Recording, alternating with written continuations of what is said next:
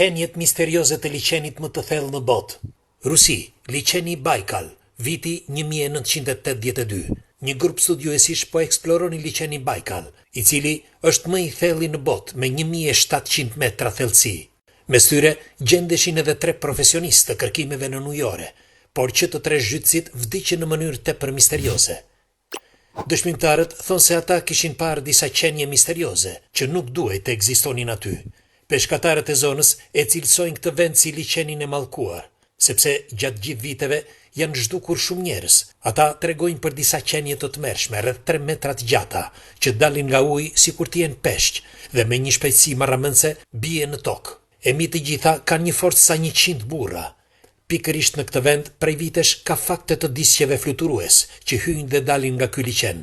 Në vitin 2006, burre grua nga fshati Turka të tronditur dëshmuan se kishin dëgjuar ulërima njerëzish për orë të tëra në këtë liçen. Disa thonë se qenjet ekzistojnë dhe rrëmbejnë njerëz, por fillimisht i hipnotizojnë, sepse në të gjitha rastet askush nuk mund të lëviz, por qëndrojnë të ngrirë me sy të zgurdulluar, sikur t'i ketë gozhduar dikush. Ju e besoni këtë?